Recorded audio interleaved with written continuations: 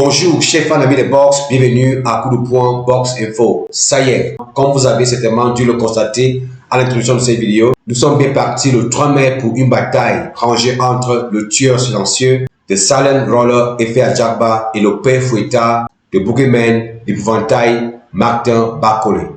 Efe Ajagba vient de jeter un pavé dans la mare. Précédemment bien connu comme un homme de peu de paroles, Efe Ajagba vient de secouer le monde de la boxe chez les poids lourds en promettant à ses fans de broyer et de réduire Martin Bakole en pâte au cours de leur confrontation imminente en Arabie Saoudite. Eh bien, chers amis et fans de boxe, vous êtes surpris?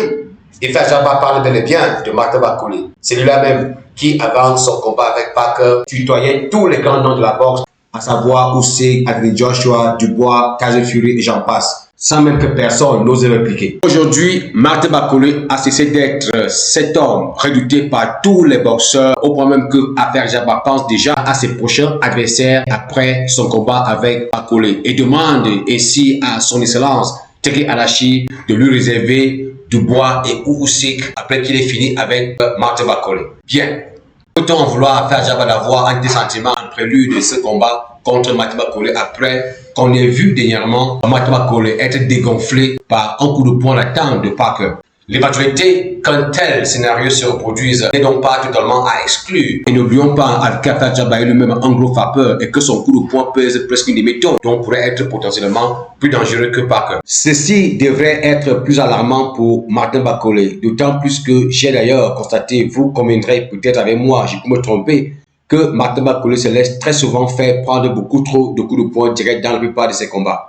Il projette généralement tout son corps en avant avec une tête et les bras baissés. Cette posture est parfois dangereuse et a notamment été bien catalysée par Parker au cours du dernier combat. Dans ce combat, Parker a exploité cette ouverture en essayant à plusieurs reprises de lancer des attaques directes sur la tempe et la tête de Martin Bakole. Un geste qu'il a d'ailleurs réussi au dernier round et qui aboutit à un chaos chaotique que nous avons vécu, si vous me permettez ce pléonasme ou cette tautologie. Par exemple, ici dans ce combat avec Gerald Anderson, Martin Bakole s'est fait prendre beaucoup de coups de poing directs qui auraient dû conduire à un chaos si Gerald Anderson avait eu la même puissance de frappe que Deontay Wilder ou encore Fabi Wale. En effet, j'ai constaté Martin Bakole a une tendance à ne pas respecter la puissance de frappe de ses adversaires. Prévenu avant son chaos sonné avec Parker, Martin Bakole avait pris un violent coup de poing. Ce coup de poing a constitué le départ de la baisse de la résistance de Martin Bakole et a donc facilité ce chaos spectaculaire que nous avons observé. Par conséquent, l'une des clés de succès de Martin Bakole dans ce combat du 3 mai avec Efe Ajagba serait donc de travailler sur sa technique d'esquive et d'améliorer tout son système défensif.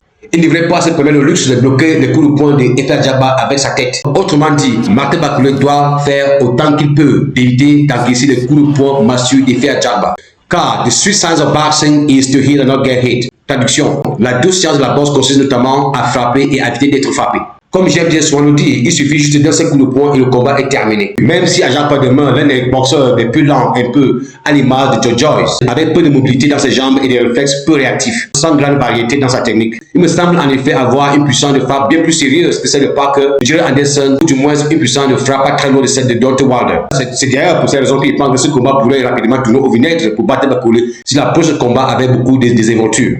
Au cours de ces premiers combats de boxe, nous nous souvenons également qu'Efe Ajagba a été considéré comme la version africaine de Deontay de Bronze Bomber Waller. Bomb Squad! Pace. Becca's down!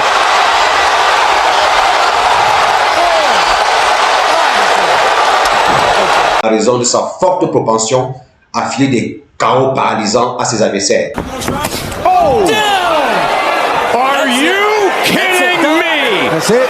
Thunder strikes! And it comes from Efe Ajagba. Absolutely devastating knockout, one punch power. Il inspirait d'ailleurs de la peur à tous ses adversaires. Certains boxeurs changeaient même d'avis avant le combat et quittaient les rings de peur de recevoir en pleine figure le coup de poing d'Efe Ajagba. Matchup, I'm going to let you know when that man fights Efe Ajagba, do not blink. Of his 5 professional bouts, 4 of them have been done in the first round. So he likes to bring an end to opponents in quick fashion. And Curtis Harper has walked out of the ring. Wait, what? I cannot believe I this. have never seen this before. He walked out of the ring. Out of the ring. He's not fighting this guy. He walked out of the ring. I've never seen this before in my life. Wow. Curtis Harper has And the walked fans here in out of the Minnesota ring. are really... Cependant, autant on ne saurait reprocher à Fajaba d'exprimer son sentiment vis-à-vis de Martin Bakole au regard de l'étonnante tournure qu'a pris sa carrière professionnelle dernièrement à la suite de sa défaite à Parker, autant il convient de préciser qu'Fajaba pourrait par là même être en train de commettre la plus grosse erreur de sa carrière en négligeant Martin Bakole sur la base de son combat avec Parker. De façon générale, passer fille son adversaire dans un combat de boxe pour se projeter dans d'autres combats à venir, comme c'est déjà le cas en ce moment avec Ajagba, qui envisage déjà une confrontation avec Usyk et Dubois, alors même qu'il n'a pas encore fini d'en découdre avec Martin Bakole, n'a jamais été, à mon sens, une approche recommandée en boxe. C'est d'ailleurs ce principe élémentaire qu'avait compris l'un des boxeurs les plus talentueux des pas de cette génération, à savoir Floyd Money Mayweather, ce qui évitait à chaque fois de parler d'éventuels combats avec d'autres boxeurs pour se concentrer sur l'adversaire en face. Et Fajaba doit donc rapidement renoncer à cette manière de penser et se concentrer pour l'instant uniquement sur Martin Bakole, car ce combat pourrait être le